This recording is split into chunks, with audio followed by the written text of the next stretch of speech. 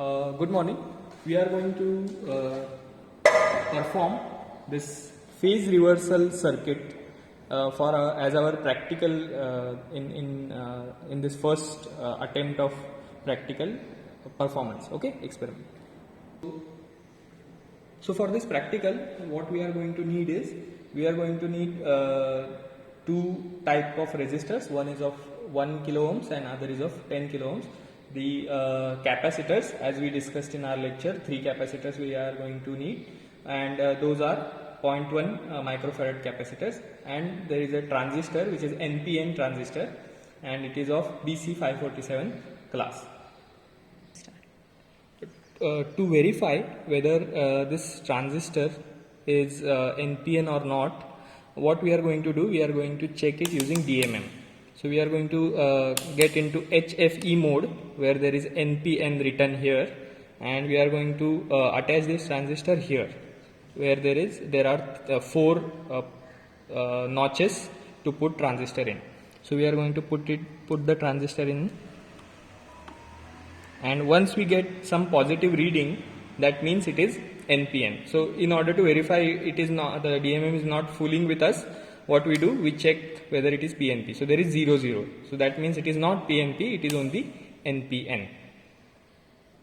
Okay. So in order to perform this experiment, what we are going to need is we are going to need signal generator which can provide sine wave output as well as square wave output, okay, with varying frequency knob and selected range of frequencies up to 100 kilo ohms. Kilohertz, my mistake. So we are going to use this signal generator as an input device. Plus VCC for our circuit. This is 5 volt DC power supply. This is going to act as a VCC in our circuit, and this will provide us DC voltage for our transistor to drive current through. We are going to need to check output. This is called CRO, that is cathode ray oscilloscope, and we have both channels active here, we can see, and at one of the channel, X channel, we are going to check input, and one of the channel we are going to check output. Okay.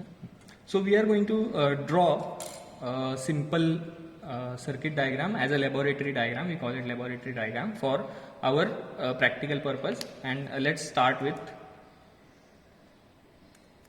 drawing it. Okay.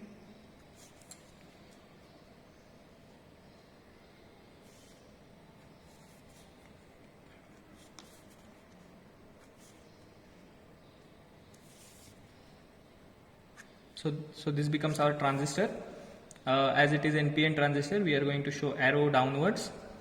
Okay. So we all are aware with that. Okay. Then this is RE.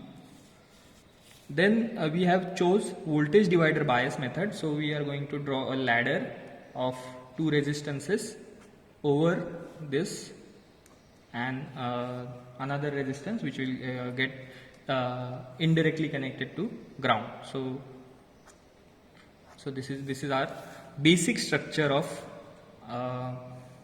phase reversal circuit. Then from here at collector we'll employ plus VCC, which is going to be our DC power supply. Then our major part is going to be played by capacitor. This is input capacitor, and this input capacitor is going to get connected by input signal that we are going to provide. Right. So input signal is basically is going to be sine wave input. Right. So there will be voltage, some voltage built up between this. We will call this VI, that is V input, and at output we will connect another capacitor which will help us to get output waveform.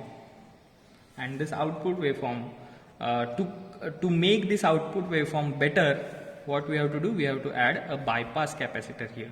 So bypass capacitor will be connected here. Okay. So this is it. And so we are going to use breadboard for our connections, and the breadboard is going to help us with lot of points available for connection, and if just a slight introduction to breadboard by giving just these vertical lines here are connected, and the horizontal points, these 5 points, are here connected. So this series up to here, this whole series is connected vertically with each other. There is no horizontal connection between these 2 points, and there is only horizontal connection here. Okay. So this is how our transistor will look like. We have connected the 3 terminals of transistor in 3 adjacent notches, and each notch will have now 4 points available for connection.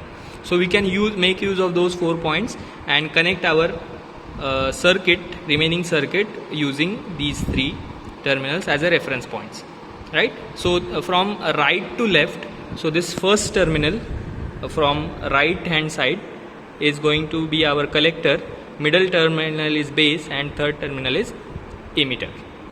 Okay, so after connecting this circuit in this fashion by using 1K and 10K resistance combination, and one extra resistance is being added of for stability, but in this particular combination we are getting some result like this. Okay, so we will there is a phase difference as well as there is amplification of the signal as well. So you can see the input waveform. This is an input waveform which is sine wave, and this is an output waveform. We'll take out input waveform for a time being, but yeah. So this is input and output waveform. So output waveform is larger and out of phase by some amount. So we can make a few changes in our circuit, and then we can get exactly opposite peaks to each other by improving the values of capacitors and resistance. So we'll try to do that. Okay. To achieve this waveform, what we have done, we have taken 12 volts of VCC DC power supply.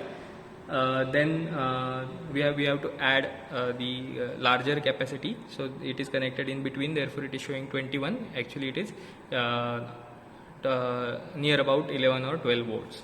Then the frequency generator, as you can see, we have already shown. Okay, and this is our output waveform. So we try to improve this output waveform.